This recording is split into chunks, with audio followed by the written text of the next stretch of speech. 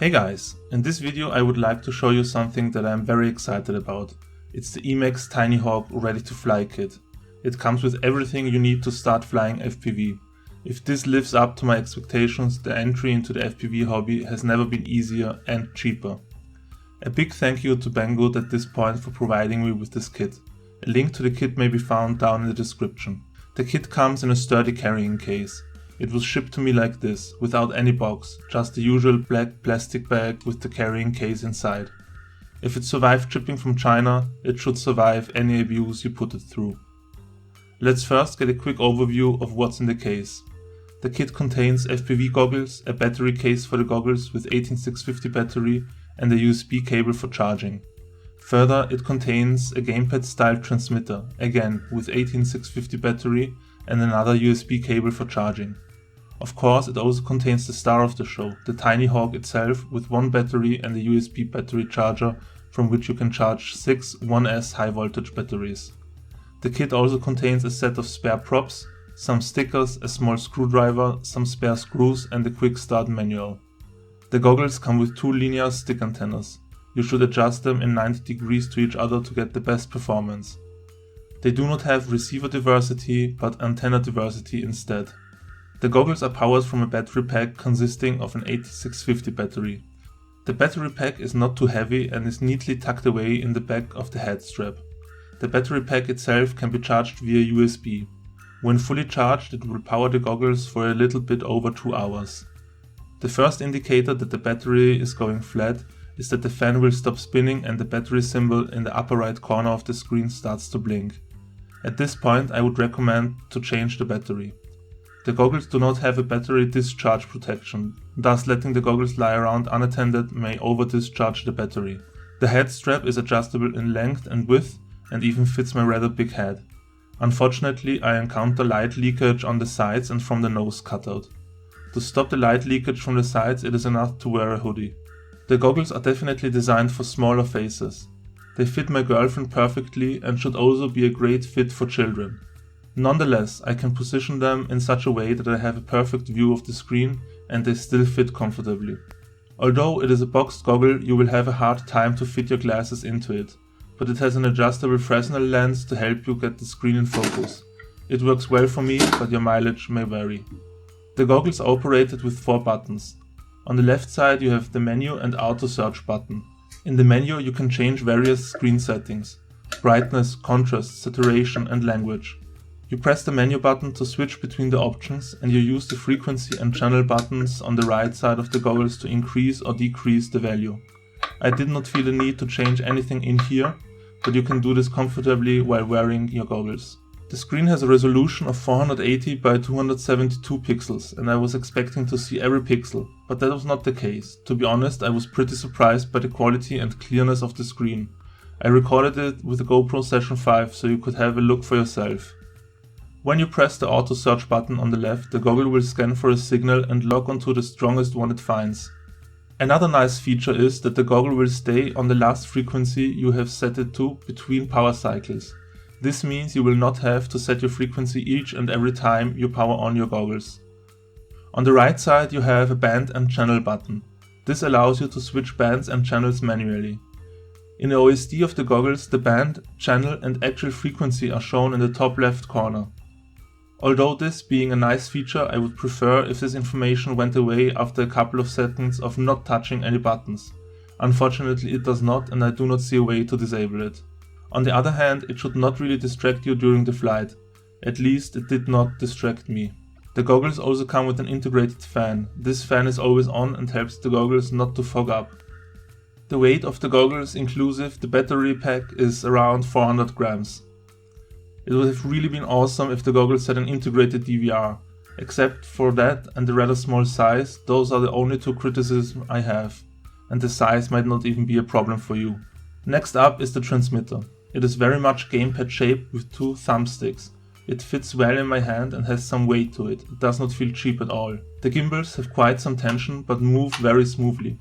Same as the goggles, the transmitter is powered from an 8650 battery and can be charged from its micro USB port. Unfortunately, the USB port is just for charging and you cannot use the transmitter as input device for a simulator. As far as I know, the transmitter is only available in mode 2, meaning throttle and yaw are controlled with the left stick and pitch and roll are controlled with the right stick. I don't think that pinchers will get happy with this controller, but if you're just starting out and have at least a bit of gaming background, you should quickly adapt to this style of transmitter.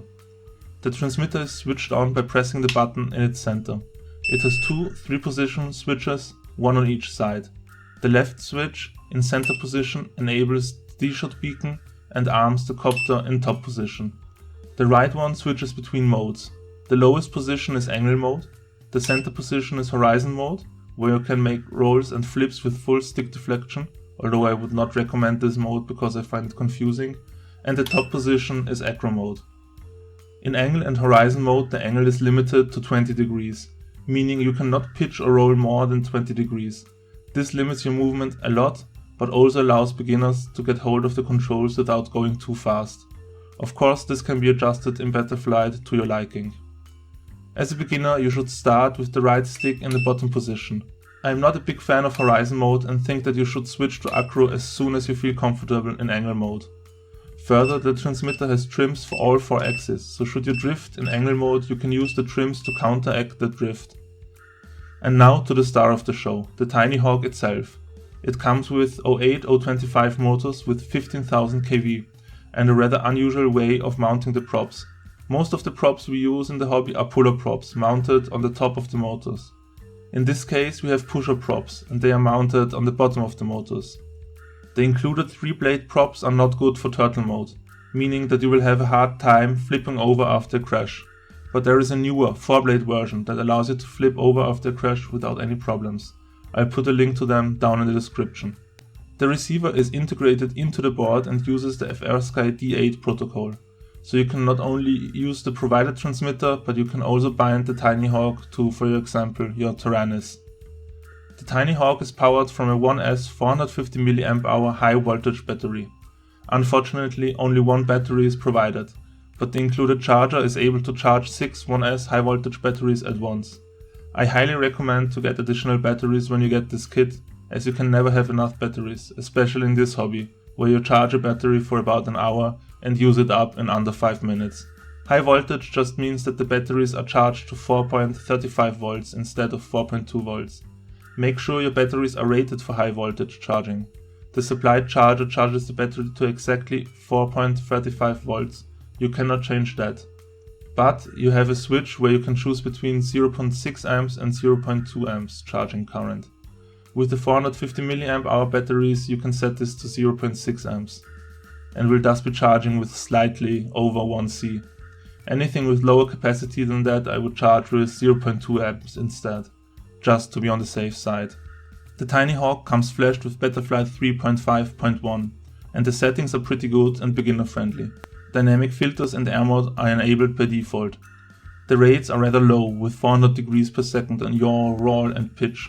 All axes including throttle have expo enabled. The PID tune seems to be pretty decent.